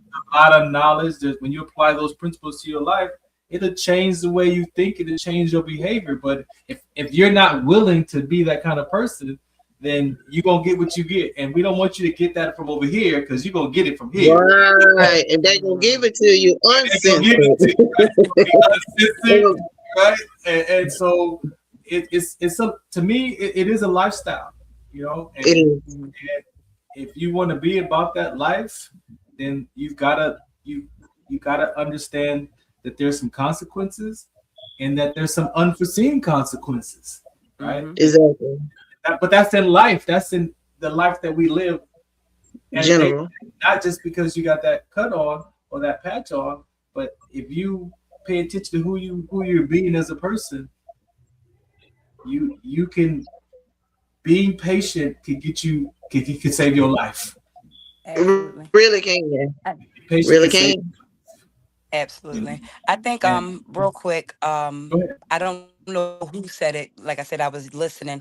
I am the now new co-chairwoman that oversees the set here in Baltimore. So the motorcycle auto clubs, the social clubs, truck clubs. First female, kind of nervous about doing it. We just started. But we have implemented doing classes, because everybody, even though you coming in and you're a president, do you know how to be a member? Do you know how to be a sergeant? Do you know how to be? You should be able to know all the positions, and if you're a good leader, you should be able to teach your club or your family members, you know, how to go into them roles or be the best president, if you know, like yourself. So I definitely want to say, whoever said that earlier, I think that would be something that we're trying to implement, like what we are implementing now, where we sit down, we have a class, and we bring everybody together under one roof, even though the auto clubs and the social clubs may not move like the motorcycle clubs, but it's good information to know and have understanding. So when you are out there, you know how to move in decency and order. Right. I have a social club one-on-one class that I do. So I do have a flyer. So if anyone is interested, I do it on an open platform. Anyone is welcome to join. I do it on Mondays and Wednesdays. You can definitely get with me. I will post it on my page. I will send it to whoever I need to send it to. I do teach. I'm sorry, I don't teach. I educate sisters and brothers that's interested in learning the basic baby step of knowledge and protocol and positions and things of that nature. So if anyone is interested, I will definitely send you information. And if anybody is interested in learning about protocol and structure, I would definitely be more than happy to do it. All right. Well, thank you so much, Derrick. We good, man? Oh, Enough to get started. I really don't have nothing to say. I'm just waiting for the next time we get together. Okay. But, like what I learned out here was like being a president. Like you're there to serve your club. Your club ain't there to serve you. Right. Yeah. Well, with that said, ladies and gentlemen, thank you for hanging out with me today. Really appreciate you both. All welcome to come back. We'll put another conversation together so that we can further discuss this. If you can go back and think about some topics you want to bring to the table or some things you want to address, that we can just have a discussion. Nobody's trying to make anybody wrong or right. It's not about, you know, our opinions. This is about, you know, the military. This training is going to help me stay safe. This training is going to help me not just save my life, but my person that I'm next to, the person I'm riding with's life. Like we have to understand that there are some conversations that just has to be had. And unfortunately, this new generation, you know, that we birthed, because I got children too that, you know, right. Like, what did I miss? What did I miss? Did I miss exactly. You know, exactly. Did I miss teachings, or was I too easy on you in that space? But what I did learn is as a father, and there's a difference between being a father and a parent, right? And so some of the times that I was a father, I did relationship maintenance, and I did because I didn't know what to do as a parent. I didn't have those instructions, and so sometimes those could be the things that we're missing. We're missing that instructional piece versus just trying to figure it out on your own. And if you're not willing to get some of that instruction from some people who have the knowledge, then what are we doing? Or then who are we being? And you being upset and you being frustrated, or you being patient and calm? Like there's the ways that you can be that you can learn from us. So I appreciate everyone for their time today. So thank you for hanging out. Much love. Thank you. All right. So again, thanks for listening in. This is the Farron Dozier Show on the Military Broadcast Radio Network. We'll be back next week, so just make sure you stay tuned for that. You can reach me again at all the different platforms that we talk about for your sickle cell trait awareness, wdconsct.org. You can go there. For more what I'm up to in the community, farrond.com. LBI Solutions for that veteran. If you're interested in supporting veterans around the suicide prevention, suicide awareness, emotional intelligence, inclusion and exclusion as an emotional, not just an activity, you can reach us over there, LBI Solutions, Sports Collective on Sundays, the life of it, all that stuff that we're up to. You can find us, or at Farron Dozier, right there where my name is at Farron Dozier. You can find me over there as well. All right, until next time, just be encouraged. It is the new year. If you plan on going to exercise, make sure you just get a physical, go detox. Just make sure your body is ready for exercises, because as a sickle cell trait advocate, a lot of us don't know our gene status, but a lot of us have pains and aches, and we just think it's normal because I'm getting old. But you may need to just go and get checked out, have a physical done. And if you're not aware, or you've heard about sickle cell trait in your family, or you got a cousin or a brother that got the trait and you may not think that you have it, or you wasn't know, or you didn't realize, get tested, just go get tested. Hemoglobin electrophoresis, wdconsct.org is the website. Ask me some questions. I'm out of here. Shouts out to MB Radio. Again, you see that QR code right there? Go there, support the network. We appreciate all the contributions to help us veterans keep our voice and find our voice in this platform. Where else? Catch me on Sunday nights at KCA Radio, the Farron Dozier Show over there. Matter of fact, let me play that before I get out of here. All right. After this, there will be no more. This is Farron from the Farron Dozier Show, 8 p.m. Pacific Time on KCAA Radio, 106.5 FM, 1050 AM. Also streaming from the KCAA Radio.com website, the station that leaves no listener behind, and MBR Radio. That's right, MBR Radio on all their streaming platforms, including MBR Radio on Roku TV, Sunday nights live, 8 p.m. Pacific Time on KCAA Radio and MBRradio.us. The Farron Dozier Show. For more information, search farrond.com.